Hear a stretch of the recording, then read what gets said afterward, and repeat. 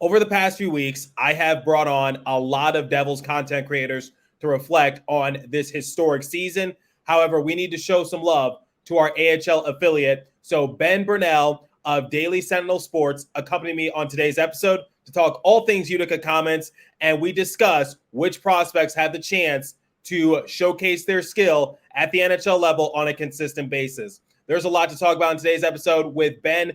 Buckle up, everybody. You're Locked On Devils, your daily podcast on the New Jersey Devils. Part of the Locked On Podcast Network, your team every day. Hi, this is Bryce Salvador, and you're Locked On Devils with Trey Matthews. Scores! Oh, Stevens stepped up, nailed him. Brodor's got the puck. What a shot. The Devils win the Stanley Cup. Alrighty now, what is up, New Jersey? Welcome back to the Locked On Devils podcast here on the Locked On Network. I'm your host, college hockey play-by-play announcer, Devils writer for Pucks and Pitchforks, and also part-time credential media member, Trey Matthews. I am joined by Ben Birnell of Daily Sentinel Sports. He covers the Utica Comets, and I've been bringing a lot of Devils content creators as of late, and I wanted to give the Utica Comets some love. So we're going to see what's been happening in Utica, and Ben's the go-to guy in that regard. So, Ben, you're a friend of the show. It's been a little more over than a year since you last appeared, but how you doing? How you holding up? Ready to get back to the rink? Yeah, for sure. Thanks for having me on. It's been a kind of a long summer, it seems like, but trying to recharge a little bit and kind of get going here as we get closer to the season. Yeah, absolutely. So Utica, similar to the Devils, was able to make the playoffs, and there were a lot of guys from Utica who are on NHL radar. So obviously we saw the surgence of Akira Schmid. It's been rumored that Alexander Holtz is basically on his last lifeline in order to try to showcase what he could do at the NHL level. Tom Fitzgerald has gone out and says that he wants to have someone like Nolan Foote be given consistent reps at the NHL. So we're going to talk all that and more. But first, Ben, can you paint a picture to my audience? How did the season go for Utica last season? What went right? What didn't go right? Was it a success? Basically, give us that synopsis. Yeah, I think the 22-23 season for Utica was a little bit of a roller coaster, and I think the big word that I would use would be inconsistent, just from period to period and game to game. It seemed like you weren't quite sure which team you might see on a nightly basis, and it kind of hindered them a little bit. I mean, they had a nice run in I think like late December, maybe mid-December, that helped get them out of the basement of the North Division, because that's how the playoff system works in the AHL. You get your top 4 or 5 teams that make the playoffs, and you get the other couple that miss. So you got to get into the higher part of the standings in the North Division, and they found their way up there. But then it got a little bit more interesting down the stretch with clinching a playoff spot. It kind of came down to, okay, they need a couple wins here because it was getting kind of close. And I mean, I think there was even a point during the last week where it was mathematically possible for them to still miss the playoffs. So it made for maybe a little bit of an interesting run down the stretch for them. But getting into the playoffs, I think, was a good example of where that kind of roller coaster comes in, because they played Laval in a best of 3, went to Laval and kind of quieted an arena of more than 10,000 people, and kind of took reins of the series, and then came back to Utica in game 2. It seemed almost like it would go to a game 3 because you're looking at the clock late in the third period. They're down a goal.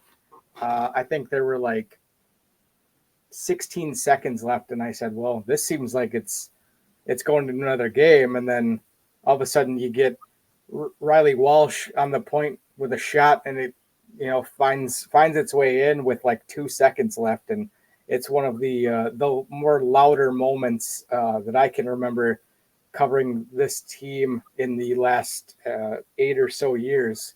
I mean, Riley Walsh was pumped up for that too, and it's sad to see him go kind of after a moment like that. But I get it from you want you want to make the NHL, and I think he's going to have more of an opportunity maybe with Boston. So, and it's a hometown team for him. So, good luck to him. But they'll certainly miss, a guy like that. Good interview too. So, I hope that continues and he gets a chance with Boston and can make his, NHL debut and get a look with them. So, and then rolling into the Toronto series, they picked up a big win in Toronto and came back to Utica, and it seemed like things were going in their favor. And then Toronto put in a different goaltender who actually now is part of the New Jersey system in Eric Källgren. So he kind of helped steal it a little bit for them. And that kind of put a damper on Utica's hopes and ended things in Utica. And, that's sometimes the way things go. I think they had expectations that maybe they might go a little bit further, and then it just didn't happen. That kind of inconsistency that came into play and kind of put a damper on what they could have done. So you talked about it being a roller coaster, but the main question is, was it a success? Because they did make the playoffs and they did step up when it mattered most. But I want to hear your thoughts. Did you think the season was a success? Do you think they exceeded expectations to an extent? Do you think they fell underneath them? What's your perspective on the matter? I think if you look at it from the goal of an AHL team is to develop your prospects. I think from that point of view, it's a success because you look at guys like Graham Clark, Nolan Foote, Shimon Nemetz. You want to see those guys take steps and continue to improve. And, you saw, Nolan Foote get an opportunity. And then obviously during the off season, Tom Fitzgerald spoken highly of him. You look at Shimon Nemetz, who's I don't think a lot of people maybe expected him to do maybe as well as he did, considering he's 19 years old and playing in North America for the first time. So I think if you look at it from that point of view, and you've got these younger guys that are stepping up, and that's what you kind of want to eventually have them graduate from the AHL to NHL, that's, I would say, a success. And it seems like management is happy with those guys and the things that they're doing. I think maybe if you're looking from a team point of view, it maybe is a little bit disappointing, and you're hoping for better outcomes in terms of overall team success. Last year they won 13 games in a row, and I think people expected them to go a lot farther because of that hot start. So I think expectations were a little bit higher, and then they got eliminated in their first series against Rochester. So this year, getting past Laval in a 3-game series and then falling against Toronto, I think maybe they had high expectations of going farther, but I think you could say it's kind of a mixed bag in terms of how things went for them as a team. There's still more in store, but before we continue, I want to tell you guys about FanDuel, because football season is about to kick off, and FanDuel is giving you the chance to win all season long, because right now, when you bet on a Super Bowl winner, you can get bonus bets back every time they win in the regular season. Just pick any team to win the Super Bowl, and you'll get bonus bets for every victory. So you can use your bonus bets on spreads, player props, overs and unders, and more. So visit FanDuel.com/lockedon and start earning bonus bets with America's #1 sports book. That's FanDuel.com/lockedon. So take some time to visit FanDuel and include money lines, props, etc. around your team. All right, let's get back to today's discussion with Ben. Take it away once more. So you talked about developing prospects, and it translated into the NHL. So we saw the surgence of Akira Schmid, and he became the go-to guy during the playoffs. He was my MVP as to why the Devils were able to make it out of the first round against the New York Rangers in 7, because he was able to shut them out not once but twice, and he was the first rookie Devils goaltender since Martin Brodeur in 1994 to start in a playoff game. So I want to hear your perspective on Akira Schmid. Did you foresee him having this level of success at the NHL? Because going into the season, I had Nico Dawes over him, because if we compare Schmid and Dawes during the 2021-2022 season, Dawes had the better showing. So I thought, like, if Mackenzie Blackwood or Vitek Vanecek, if one of them goes down with an injury, I thought Nico would be the go-to guy. But obviously the Devils went with Akira, and he was able to show out. So did you foresee this from Akira Schmid? Maybe not this quickly. I mean, he's still a pretty young guy. And I think a lot of people forget that he was supposed to start in the ECHL. And that all changed once the Devils lost Scott Wedgwood on waivers. So then they had to bring him up, and they threw him in, and I think he just ran with it. And I actually just went back and looked. He won his first 8 starts, was 11-0-2 in his first 13 starts, and then didn't have his first loss in the AHL until February 9th of his rookie season. Like, that's pretty unheard of, I feel like, for a guy that was a year removed from playing in the USHL. So, then he got his opportunity with the Devils, in his rookie season, and I think just continued to roll with whatever opportunity they were giving him, and he was trying to make, as much progress as he could, given the circumstances. I don't think you necessarily want your rookie goaltenders to be getting NHL time as quickly as they did, but that was, what happened because the Devils, had all those injuries and, all the other issues that kind of went into that first season for both Nico and Akira. So, last year, I think he continued to play well. He was my Comets MVP choice, because I don't know where that team likely is without him during the stretch where they went, they rattled off, I think it was like 8 games, 10 games, something with a point that helped them move up from the bottom of the standings. And that's not to say Nico Dawes wasn't a big part of it too. They had good goaltending, and that helped them out a lot. But I just wonder where this team would have been last year without Akira Schmid. So he was my choice. That doesn't take away from like Graham Clark, who absolutely deserved MVP votes as well. But, I could see it. I just thought he played well, tracked the puck well, and, athletic, and just showing what he could do. And it just seemed like it would translate well at the NHL level. And, he got the opportunity and showed it on a big stage. I mean, there's probably, besides the Stanley Cup final, maybe a playoff series against the Rangers. I don't know if it gets much bigger, in terms of where the Devils are right now.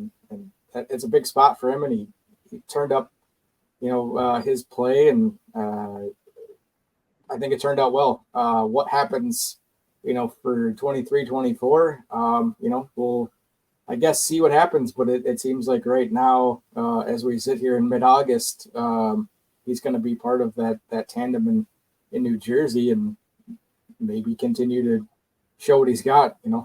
Anything's possible up until training camp starts, and even after that. So, I hope he continues to improve and show his skill, and he gets the opportunity to continue to play at a high level. So let's move on from one Devils prospect that has impressed so far to one that's disappointed, at least at the NHL level, and that is Alexander Holtz. So I'm not sure if you saw the article, but Ryan Novozinski of NJ.com, he basically painted a picture as to what happened at exit interviews for Alexander Holtz. People of the Devils front office, people of the Comets front office, they sat down and had a serious discussion with him and said, you need to step up your game. Otherwise, you're going to be benched, or he might be groomed for the trade market. So the thing about Alexander Holtz and why I think people are still latching onto him and not ready to call him a bust is because, yes, his tenure in the NHL hasn't really gone all that well. But when you see him represent Sweden on a national level, or when you see him in the Utica Comets, he does really well. But how does that translate from the minors to the NHL? So I want to hear your perspective. Why do you think Alexander Holtz does so well in Utica? Because my theory is maybe it's just a different system and it just better suits him, because sometimes he looks really slow when trying to run the Devils playbook. So can you basically tell me why Holtz is able to thrive in the AHL?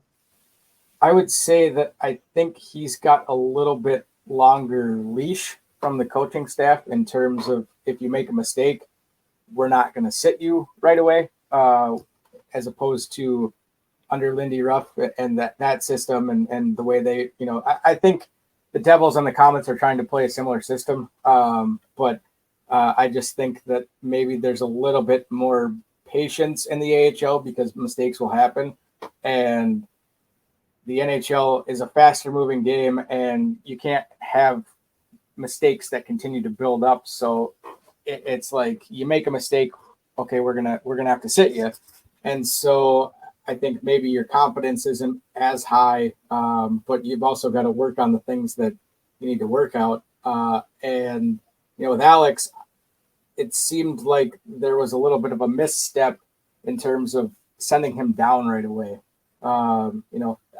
I think there's a lot to be said about practicing, with the Devils and at the NHL level, getting that kind of and watching those games. But I think it probably would have helped him a little bit more to get down to the Comets and play a little bit more.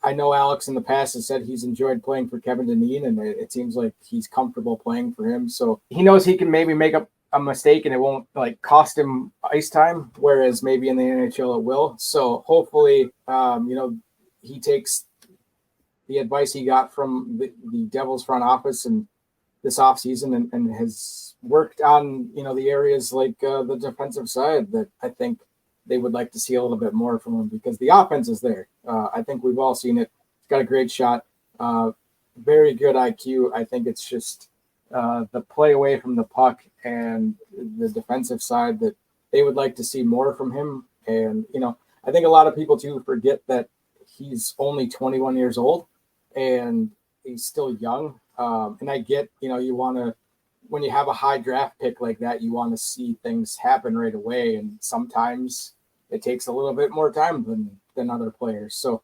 I'm curious to see how this season goes for him. You'd like to see him take that next step and carve out a longer, bigger role with the Devils.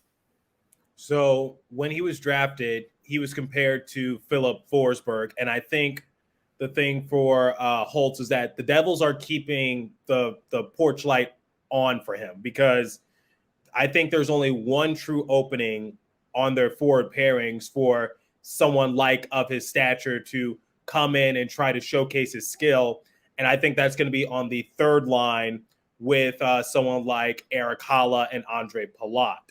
And I think it's one of the reasons why the Devils are not going to re-sign Tomas Tatar, because for Tatar or other available players out there on the market, they don't want to take a roster spot away from their young guys, because someone like Tom Fitzgerald has gone out and says that he wants Nolan Foote to be given some consistent ice time at the NHL level. We'll talk about that momentarily. But if Holtz is given a substantial amount of games, we're talking more than 20 games, what are your expectations for him, at least for this upcoming season? Do you think he can live up to that comparison of being like a Philip Forsberg type player? I know the similarity is probably because they're both offensive-minded players. They both come from the same country. But realistically, where do you think the ceiling is for Holtz?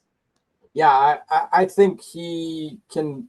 I think the sky's the limit for him. It's putting everything together and doing what the Devils kind of want from him, which is the all-around game, and it's not just always focused on offense. So, you put him on the third line role. Maybe that's a little bit more of a defensive kind of role. You'd like to see him maybe have more of an offensive, use that offensive skill set a little bit more. Like I said, sky's the limit for him, and I think he's got to put everything together and kind of listen to what the coaching staff and the Devils officials are saying. If you can get 15 goals, 20 goals, that I think that would be great. I don't want to go, he has to score X many goals because I don't necessarily know that you can kind of guess where he's going to be at this point, with the off season and everything. So, I think if he can come in and do what they want to do, he'll slowly figure it out. I mean, he's a smart kid. It just takes some time, and I think he'll figure it out. Yeah. So you talked about that third line being more of a defensive minded line. Well, I think Eric Haula will theoretically take the burden off of Alexander Holtz's shoulders and let Holtz do his thing, similar to what Haula was able to do for Hughes. So I think Haula will sort of be that Swiss Army knife. I think Andre Palat, he's decent at it. So I think for Holtz, I think he can be given a chance to thrive. He'll be that offensive-centric player on that theoretical line, if that's what it's going to end up like, because that's what Daily Faceoff is putting out there. But going from Alexander Holtz, let's talk about some other prospects that we mentioned on this show. So you talked about Foote, you talked about Clark, you talked about we're going to talk about Grzyuk. So once again, Fitzgerald has gone out and said that he wants Foote to be given some reps at the NHL level. In your eyes, what are some of the prospects that are ready to be given a fair chance to showcase their skill set at the NHL level? So obviously Foote is one of them, but what about Grzyuk? What about Nemets? What about Clark? What's the ceiling for those prospects? Yeah, I would think that you'll get fair shots for Graham Clark after a breakout season for him. I think he would like to have a little bit stronger start compared to last year. And I think once he found a groove and was playing on a line with Joe Gambardella and Nolan Stevens, they seemed to have some good chemistry. And I think that helped him play a little bit more with a little bit more confidence. And I think that helped him a lot too. You bring in a guy like Grzyuk, and I think, he's playing in his first season in North America. It's a little bit different. You got to get everything under you a little bit, learning, how to navigate things off the ice as well, playing in a new country, but even on the ice, it's a smaller surface. And, I think it takes a little bit of time for guys that come over from Europe to kind of get acclimated to, everything and playing for a new team and with new guys and maybe older players as well that maybe they're not used to. So, maybe they give him a look at some point. Maybe it's not until next season. I think Nemets is going to get a look too. I think they're high on him, but he's another guy that's really young too. And, I know Tom Fitzgerald has said he doesn't absolutely have to make the team, out of camp this year. I still think he could get an opportunity at some point during the season if he doesn't make the team straight out of camp. We'll see. I think he's a smart player. With Riley Walsh gone too, I could see him probably, possibly leading the power play for the Comets too. He seemed to do well in that role too. I think toward later in the season, they were trying to maybe limit that experience a little bit just because he had played so many games at that point. And now I think, as we start a new season and he's at an off season, I think he could be someone that gets a look as well. You've got a lot of, older guys too. You've got, Colin Miller's probably going to take a spot. I don't know what happens with Cal Foote. There's a lot of competition, and I think that's good. So it's not just, okay, we're handing, our top pick here a role when he's not ready. I think competition can be good. I would like to see Nolan Foote, kind of sees a role too with how much Tom Fitzgerald and Dan McKinnon have talked about how well he's played and how much they're happy with how he's played too. So, it's going to be interesting to see how it all shakes out once, they get into the training camp and they got to start making those tough decisions. So are there any prospects that surprised you this season? Like maybe someone didn't have a good showing, or maybe it's the complete opposite. Someone did have an excellent showing. I know you touched on it briefly, but is there anyone else that surprised you during the course of the season?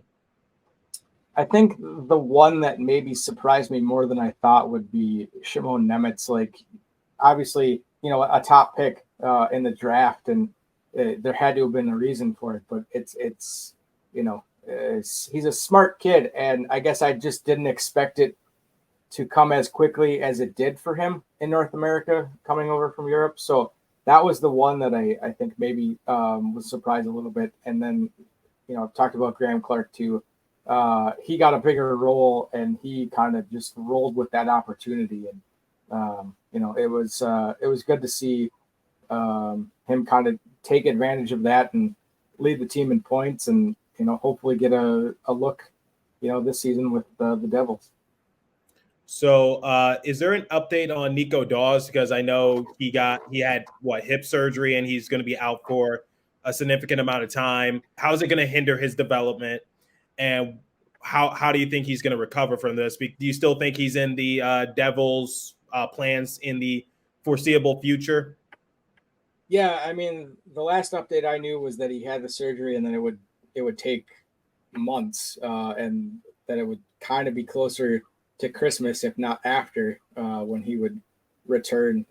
You see a lot of these goalies get this same kind of surgery. I know, Akira Schmid a few years ago had double hip surgery. So, it all depends on the player. I think everyone kind of,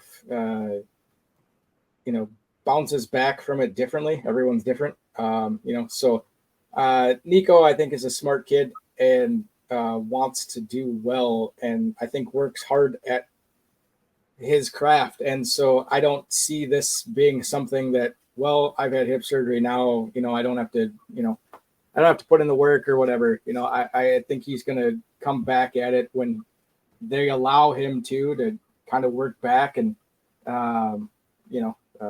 continue to improve in his game. Whether they see him in the future, it's tough to say. I always kind of thought it was interesting with bringing in two rookie goaltenders, because you've got Akira Schmid and you've got Nico Dawes trying to fight for time, and there's only so many spots. You're usually not sitting with three goaltenders at the NHL level. So you saw it with their rookie year that they kind of flip-flopped them a few times. So Nico was an all-star last season, and then missed some time toward the end of the regular season, came back and played strong. I mean, I think he was arguably one of their best players during the playoffs. And it's unfortunate that this injury kind of crept up on him and he had to have the surgery. So I'm curious to see, how he does when he comes back. I mean, I would imagine there's going to be some rust after not playing for an extended period of time. But like I said, I think he's going to put in the work, and, maybe 6 months from now, there's a different conversation with how things look from the goaltending standpoint for the Devils, and maybe they decide to, do something else with him. Yeah, I mean, it was a little bit surprising, I guess, to me when I spoke to Dan McKinnon at the end of the season, and he mentioned, like he did to Ryan Novozinski, that Riley Walsh would be maybe better suited for a situation somewhere else. And, whether that was through a trade or maybe if they lost him through waivers, for the 23-24 season. So, I think it's always kind of a changing thing, and they always are kind of looking at where, they might need help and what they need. And, it's possible that he stays with them, for the foreseeable future. And gets an opportunity as well. It's just kind of seeing how things, I think, work once he comes back and how things go. All right, last question. What are your expectations heading into the 2023-2024 season? What can Devils fans and also Utica fans anticipate? Yeah, it seems like they've addressed some of the needs that they were hoping to during the offseason. Talking to Dan McKinnon, there was mention of going after some higher end centers, and they did that with Justin Dowling and Kyle Criscuolo. Shane Bowers is kind of in that mix there too. You've already got Ryan Schmelzer, who's been the captain for the last 2 years. He's back on an AHL deal too. So I think they have a little bit more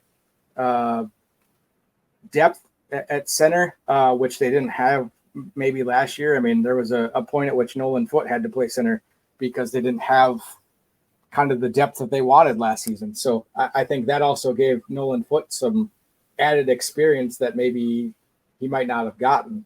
So they addressed that center position. I think anytime you can bring in older guys, that certainly helps when you've got, younger guys, coming in and trying to make an impression. You've got Chase Stillman that's going to make his AHL debut here now. And, I know that's a player that Devils fans are interested in. So I'm curious to see how his his pro experience goes. On the back line too, you've got, some younger guys, Villanen, who's he's got a good background that people are interested in as well. I think they've got good experience both at forward and defense, and I think those older guys will help shepherd along the younger guys that maybe they can continue to make more steps, like your Graham Clarks and everything. And I'm kind of curious to see how the goalie situation plays out, just because you've got Shalgren and they've got a few other guys signed to AHL deals. I think they're situated well. I think they could easily be in the playoff picture again. It's finding that consistency. There's always turnover with AHL teams, and there's certainly a few guys that are coming back from last year that'll be back this year. So I think if they can gel quickly and kind of figure things out, I think it'll be a good season for them. It's always a roller coaster, I think, with the AHL because of call-ups and injuries and everything like that. So, Kevin Dineen's back as well, and I think guys enjoy playing for him because they know what he wants. And, I know he's talked about maybe there being some unfinished business in terms of getting further into the playoffs and having more success. So it seems like they've helped out the farm club as well. And I think that's beneficial for everyone.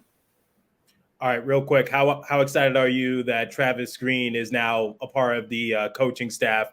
Because he was the former head coach for the Utica Comets, obviously before they became affiliated with the Devils. But I just want to get your quick thoughts on that, because it just crossed my mind that you were on that Zoom press conference when Travis Green was introduced as the associate head coach for the Devils. Yeah, I think Travis is a smart guy. Got to know him. My first season covering the Comets was, I think, his third. And so it was a learning experience for me, getting to know him and kind of how he operated. But very smart guy, and I think that's a great addition to have on your coaching staff. It's too bad that things didn't work out very well in Vancouver, but he's been around the game for a long time, and I think there are players that he'll be able to help, and they'll be able to learn from him because he's got all that experience as a player and a coach. And like he said in that press conference too, because I asked him kind of being back in the pipeline and everything, what it meant to kind of be kind of connected to Utica again. He said Utica would always have a special place for him. It was his first pro head coaching job. So it's always kind of fun to see those connections. I always say that hockey's a small world. So it's fun to see him back kind of on this side of the world. And, I hope he has success in his new role with the Devils and kind of helps them get to the next step of where they're going and, get further into the playoffs. All right, Ben, we discussed everything Utica Comets. Where can my audience find you at? Yeah, I'm on Twitter, BBU_UR Sentinel, and then at ursentinel.com /Comets. It's where we have our Comets coverage, and all our sports coverage is under ursentinel.com/sports. All right, so follow Ben on Twitter, check out the Utica Comets this upcoming season, and make sure to check out Ben's work at Daily Sentinel Sports. Ben, the pleasure is always mine. Thank you for taking the time out your day to discuss the Utica Comets and where they're going from here. Yeah, thanks for having me. I appreciate you carving out some space for me to come on and chat about it.